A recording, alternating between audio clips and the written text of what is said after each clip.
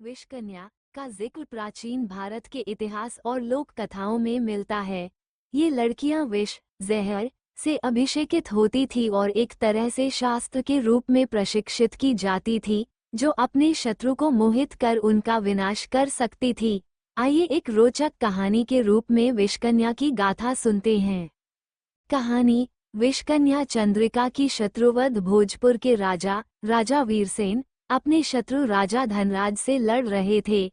वीरसेन का राज्य लगातार हमलों के कारण कमजोर हो रहा था।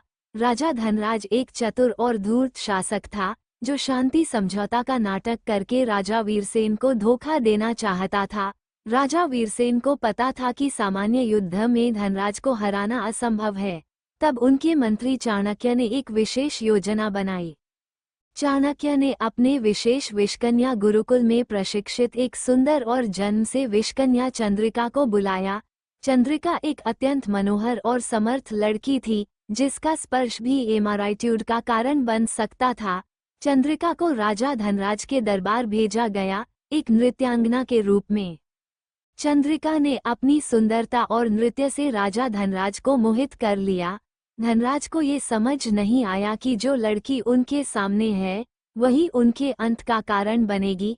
एक रात धनराज ने चंद्रिका को अपने निकट बुलाया। उस रात चंद्रिका ने अपने मधुर स्पर्श और संवादों से धनराज का विश्वास जीत लिया।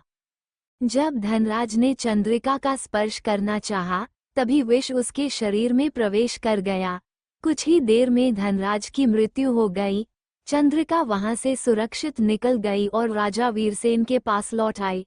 राजा वीरसेन ने उसकी वीरता और समर्पण के लिए उस सम्मानित किया। मोरल विषकन्या की कहानी एक रूपक है, जो बताता है कि बुद्धि, सुंदरता और समायोजित योजनाओं का सही प्रयोग करने से सबसे कठिन शत्रु को भी हराया जा सकता है। ये कहानी इतिहास और काल्पनिक गाथाओं का सम्मेलन है, जो प्राचीन भारत की राजनीतिक चतुरता को दर्शाती है।